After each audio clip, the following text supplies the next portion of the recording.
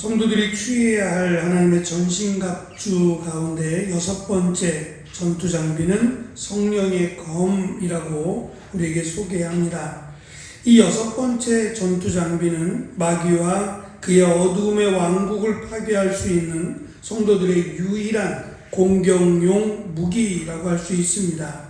그런데 바울은 이 성령의 검을 하나님의 말씀으로 연결합니다.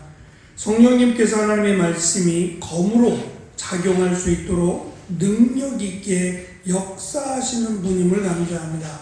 이 말씀은 예수님께서도 사역을 공생애를 하실 때 이런 말씀을 하셨습니다.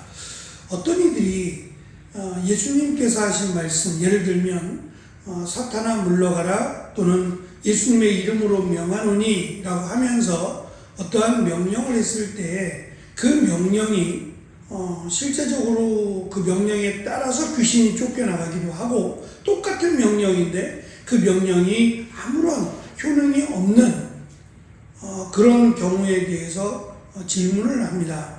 그때 예수님께서 똑같은 하나님의 말씀이지만 그 말씀이 그 사람의 믿음에 따라서 역사한다라고 강조하셨어요. 다시 말하면 그가 예수님을 믿음으로 그 안에 성령님이 임재하시고 그 성령님이 그 말씀을 통하여 역사하신다는 거예요. 그러니까 마치 이 말씀이 귀신을 쫓아내고 병자를 고치고 이런 다양한 능력들을 행할 때에 자칫 그 말씀이 주문이 될 수 있고, 또 어떤 이 말씀만 있으면, 이 글자만 있으면 마치 되는 것처럼 이렇게 생각하면 안 된다는 겁니다. 물론 하나님의 말씀이니까 그 말씀에 대해서 우리가 소중하게 여겨야 하지만, 중요한 것은 그 말씀과 성령께서, 우리 안에 내주하시는 성령께서 함께 하셔야, 특별히 성령께서 그 말씀 가운데 역사하신다라는 것을 강조하고 있습니다. 흥미로운 점은 사도 바울이 여기서 강조하는 하나님의 말씀이라고 말할 때 이 말씀이라고 번역된 단어가 우리가 잘 아는 로고스라고 하는 단어가 아니라 레마라고 하는 단어입니다. 참고로 사도 바울은 소아시아에 보낸 바울 서신이라고 말하는 이 편지들 가운데 말씀을 로고스로 번역한 경우가 84회가 등장하고, 반면 레마라고 번역한 경우가 8회만 등장하는데, 이 경우는 구약의 율법과 관련되어 사용이 됩니다.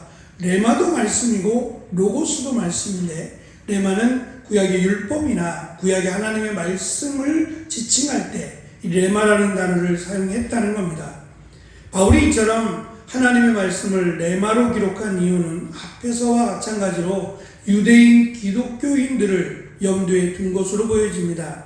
특별히 이사야 11장 4절의 말씀을 보면, 그는 가난한 사람들을 정직하게 판단하며 이 땅에 힘없는 사람들에게 공평한 판결을 내릴 것이다.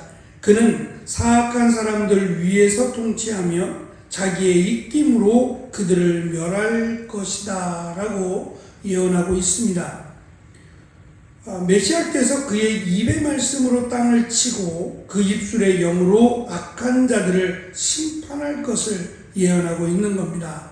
이처럼 하나님의 말씀은 그 말씀 자체가 능력이자 그 말씀이 심판의 기준이 된다라는 것을 강조하고 있습니다. 특별히 에베소서에서 강조하는 성령님의 역할을 정리해 보면, 첫 번째는 1장 13절에 기록된 구원의 보증이 되신다라고 말씀합니다. 또한 1장 17절에서는 그리스도를 아는 지식을 제공하는 지혜와 계시의 영으로 설명하고, 또한 구원받은 성도들 안에 거하시면서 그들의 하나의 몸으로 연합하여 하나님이 거하시는 거룩한 성전이 되도록 양육하고 돌보신다라고 강조합니다.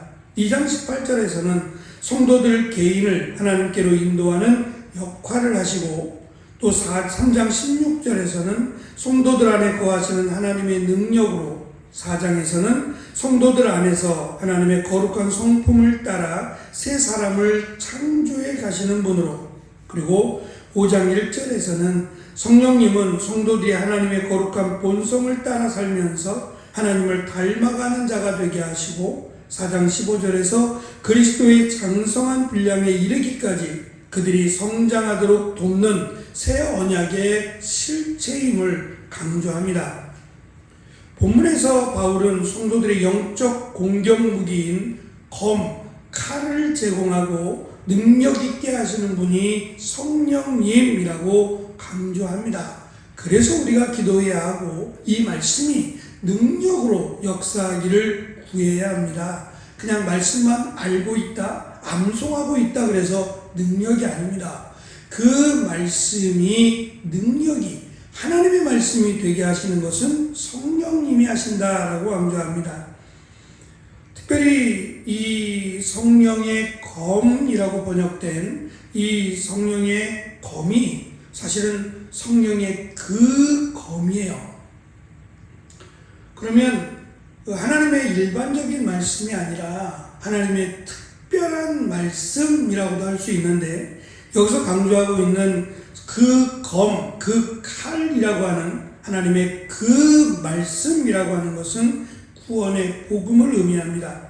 6장 15절에서 이미 평화의 그 복음이라고 강조한 것처럼 여기서도 우리가 반드시 취해야 할 영적 공격 무기가 성령의 그 검인 구원의 복음이 됩니다. 이 성령의 검으로서 구원의 복음은 단순한 방어수단이 아니라 악한 영들을 적극적으로 물리치고 파괴하는 공격 무기라고 우리에게 강조하고 있습니다. 그러므로 마지막 때 예수님이 다시 오셔서 우리를 구원하시고 심판하실 그때에 그 기준이, 구원과 심판의 그 기준이 바로 복음이 됩니다. 이 복음을 믿는 자가 구원을 받고 복음을 대적하는 자, 믿지 않는 자는 심판을 당할 것입니다.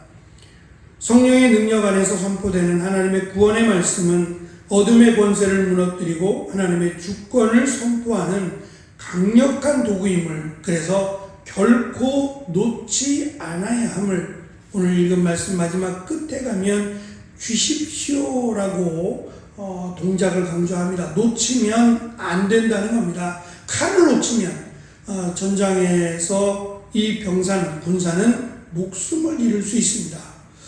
그래서 앞에서 말씀드린 것처럼 구원의 투구, 그리고 이 칼을 서로 연결해서 강조한 것을 말씀을 드렸는데, 투구만 쓰고 칼을 놓치게 되면 방어만 하다가 자칫 죽을 수도 있다는 거죠. 그래서 우리가 앞에서 방패도 붙들고 구원의 투구도 쓰고 다 하지만 결국 이 칼을 사용하기 위함이라고 할 수 있어서 맨 마지막에 이 검, 칼을 마지막에 두었다라고 생각합니다. 결국 이 검이 우리를 사탄의 권세, 사탄의 세력으로부터 우리를 방어할 뿐만 아니라 우리를 지켜줄 이 공격력 무기라고 하는 것을 기억하고, 특별히 예수 그리스도를 통한 이 복음이 우리에게는 생명이다라는 사실을 기억함으로 이 복음을 우리가 함께 증거하고 이 복음의 확신 가운데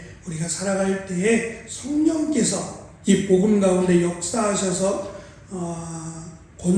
능력 가운데, 은혜 가운데 우리를 붙들어 주신다라고 하는 사실을 사도 바울은 강조합니다. 그리고 이어서 마지막으로 전신갑주의 마지막이 되는 기도에 대해서 우리에게 가르쳐 줍니다. 오늘도 이 복음의 능력 가운데 살아가는 귀한 은혜의 하루가 되시기를 간절히 축원합니다.